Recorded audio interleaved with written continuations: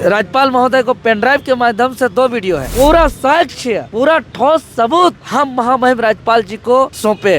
क्या लगता है कि जो लगातार आप लोग मांग कर रहे थे कि जेएसएससी सीजीएल रद्द होना चाहिए या तो फिर सीबीआई जांच होनी चाहिए, क्या हो सकता है? राज्य के अंदर बिना नियोजन नीति की बहाली हो रही है, 60-40 के तहत ही यहाँ नियुक्ति किया जा रहा है, तो यह राज्य के लिए बहुत बड़ा दुर्भाग्य है। देवेंद्र नाथ महतो पर लाठी चार्ज करने वाले पुलिस प्रशासन का कोई खैर नहीं होगा। इसी मामले पर माननीय हाईकोर्ट ने रिजल्ट प्रकाशन पर रोक लगाया है और उसी मामले पर सीबीआई जांच को लेकर के और डॉक्यूमेंट वेरिफिकेशन को रोकने की मांग को लेकर के जब हम गए थे, 16 दिसंबर 2024 का दिन तमाम झारखंड वासियों को याद होगा। उसी दिन जो है जेएसएससी सीजीएल कार्यालय का घेराव करने के लिए आज के जो है आंदोलनकारी क्रांतिकारी छात्र नेता देवेंद्र नाथ महतो झारखंड के लाखों अभ्यर्थियों के साथ अपने दल बल के साथ जो है जेएसएससी कार्यालय का घेराव करने के लिए पहुंचते हैं। उनको जेएसएससी कार्यालय से 1.5 किलोमीटर पहले ही रोक दिया जाता है। उसके बाद पुलिस से कुछ वार्ता होती है। उसके बाद देवेंद्र नाथ महतो के ऊपर जमकर लाठियां बरसाई जाती है। उसके बाद अखबार के पन्नों में दूसरे दिन देवेंद्र नाथ महतो छा जाते हैं। तमाम अलग अलग जो है पार्टी के जो पॉलिटिशियंस हैं, अखबारों में जो है प्रशासन की जो है कड़ी निंदा होती है कि कम से कम झारखंड के अभ्यर्थियों पर, छात्र नेताओं पर इस प्रकार से बर्बरतापूर्ण तरीके से लाठीचार्ज नहीं करना चाहिए था। उसी दिन जो है इनको डिटेन भी किया गया था। 30 घंटे जो है पुलिस इनको रांची के अलग अलग थानों में घुमाती रही। आइए आज जो है छात्र नेता देवेंद्र नाथ महतो राजभवन के पास पहुंचे थे, राज्यपाल महोदय से मुलाकात भी किए हैं। आइए जानते हैं कि इनका अगला कदम क्या होगा। दादा, आपको झारखंडी जोहार। जोहार, सबको जोहार।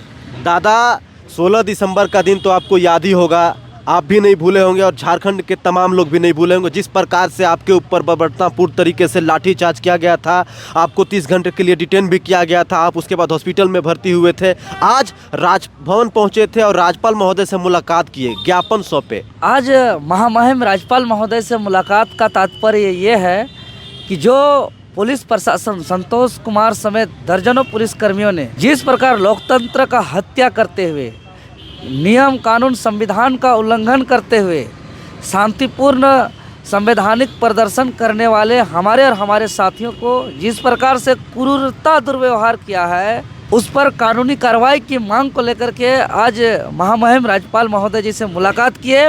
महामहिम राज्यपाल महोदय कड़ी कानून का आश्वासन दिए हैं।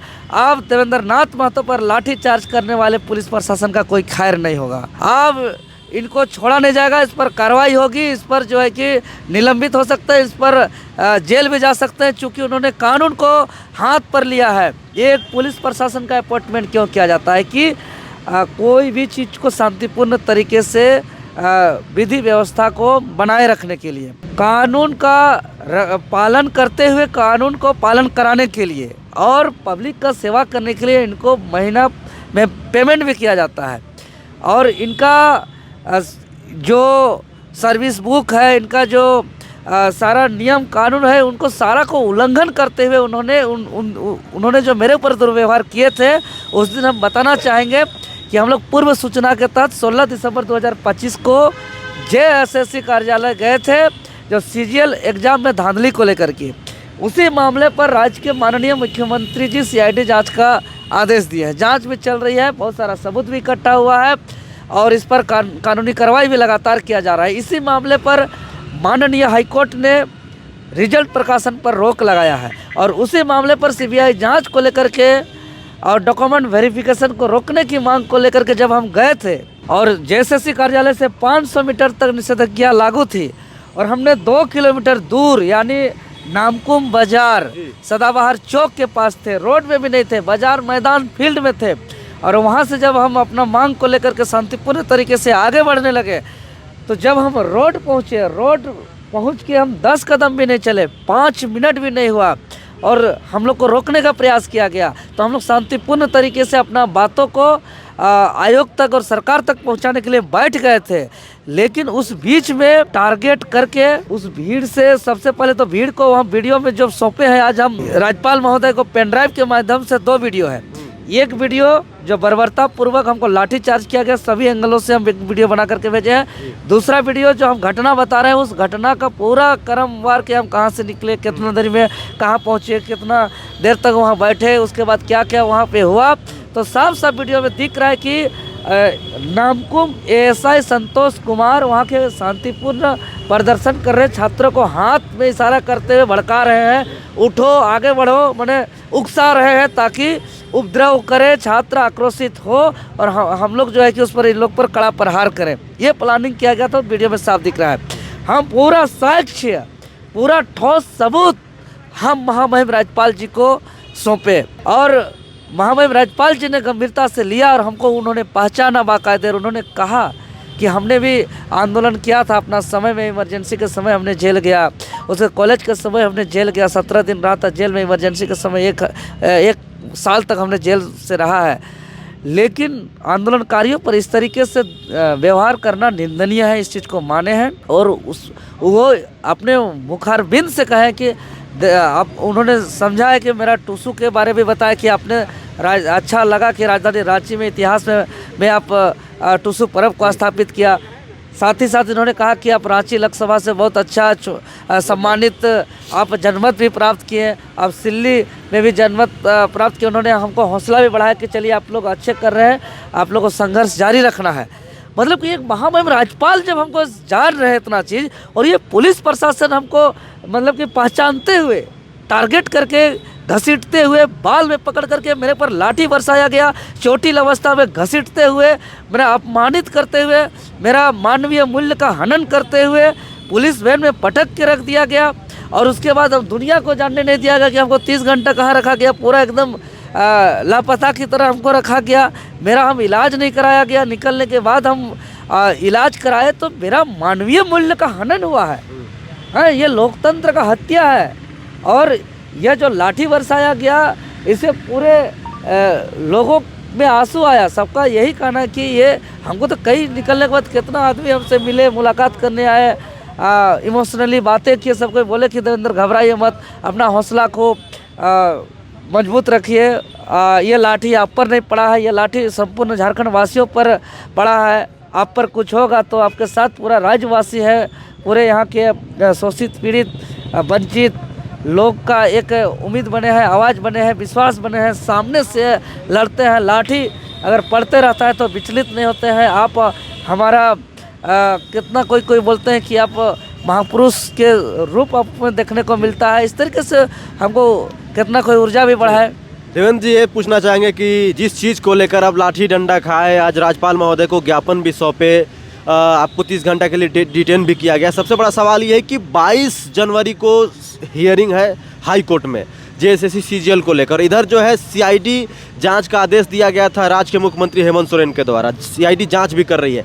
क्या लगता है कि जो लगातार आप लोग मांग कर रहे थे कि जेएसएससी सीजीएल रद्द होना चाहिए या तो फिर जो सीबीआई जांच होनी चाहिए, क्या हो सकता है इसके? जी, हम और बताना चाहेंगे थोड़ा सा, और आपका जवाब हम देने से पहले कि इसके अलावा हम बात रखा है जेपीएससी के मैटर पर कि जेपीएससी चेयरमैन का अपॉइंटमेंट नहीं किया गया पिछले 4 महीनों से, जिसके वजह से फॉरेस्ट रेंजर ऑफिसर का, सीडीपीओ का और 11th जेपीएससी सिविल सेवा का रिजल्ट बाधित हो रहा है, नई विज्ञापन नहीं आ रहा है, छात्रों का भविष्य का योजना में बाधित हो रहा है। इस पर भी संज्ञान लेने के लिए हम बात रखा है, उस पर भी आश्वासन मिला है।